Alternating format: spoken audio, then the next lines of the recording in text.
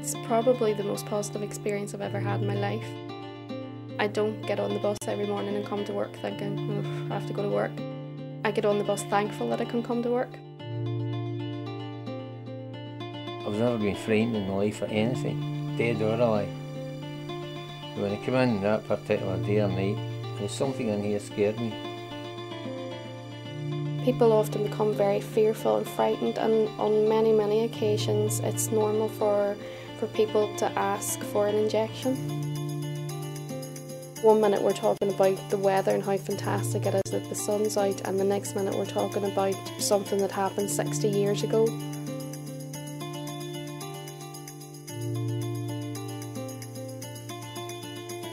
Although we face time restraints on a daily basis within our professional role, they're facing a time restriction in life.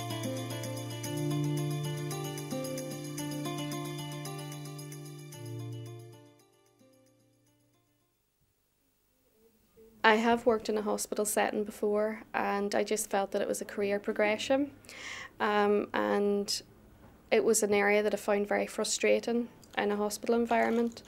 It wasn't so much helping people on their journey, it was just getting an empty bed. And that's why I chose the hospice, because that's what the ethos is to provide support, care and lots of TLC for people coming towards the end of their life. It might take a day, it might take 3 days, but I think most of them do eventually start to feel, they feel loved, they feel comfortable and they feel accepted, even with a terminal illness. Michael is what I would call an old-fashioned gentleman. He's absolutely such a pleasant man. He had quite a difficult time when he arrived here. He was in quite a lot of pain and distress. But within about a 24-36 hour period, we got on top of his pain. You know, you talk to Michael and you actually forget that this gentleman's terminally ill. I just came and I had to get radiotherapy for a week, so I got on this side first because that eye's shut. Then I got on this side and this kind of froze. So it wasn't a pretty sight, I don't think. I was like Quasimodo probably. And I say one day, my wife is lifting me. I says, give her a kiss, honey. And so I shot and this one's wide open, so it must have been quite frightening for her because we started laughing, you know. Michael has a primary prostate cancer. He also has bony metastases disease, which are widespread, and it's a secondary disease within his bones. He has also suffered from a spinal cord compression, which can be quite debilitating, and it basically has left him with no power in his lower limbs. I'm prepared to fight it rather than lie down, but it is a boxing match, of course. It's an invisible opponent. If you're getting a do and you obviously go back to the corner and you say, wait a minute, this guy's hitting you from angles, I'll need to attack you somewhere else, that's it. If it's painful, you don't want to talk to anybody, you just want to kind of coo you in. Like a wee bird in a nest, I'd say, and that's it, you know. We can cope with the physicals. The psychologicals very often as human beings is the bit that we don't know how to cope with. I do everything. And that, I mean everything, you know, so it can be a bit embarrassing, like. You never thought of, you know, like say, going to the toilet, you never get a second thought, but if you go and you can't get up after he goes, you know, you're struggling, you're stuck, I say, well, that's just one thing. For a few days we could have everyone in really stable condition, very comfortable, pain-wise, no sickness.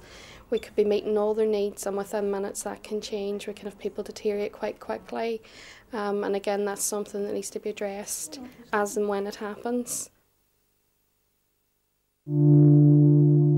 By the time I left my shift on, I think it was the Friday I left, I knew that we had quite a few very, very poorly people.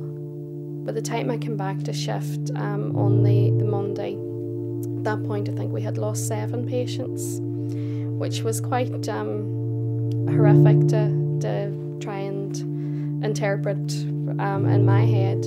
I then went off duty on Monday and came back on the Friday to discover that we had lost another 2. So within the space of 5 days we had lost 9 patients. There's no such thing as the norm within the hospice, but that is not really the norm.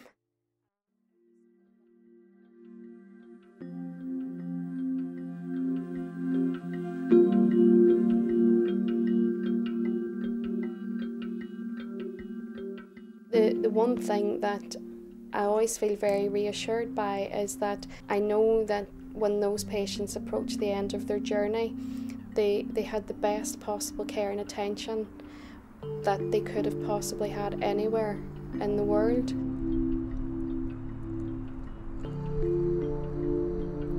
A normal day, when I've finished, if it's been a particularly stressful shift, I like to spend some time on my own. It's quite nice to come and reflect and to actually just reflect on the day and try and make sense of things. I've seen quite a number of people leave us, so it's inevitable that it will happen.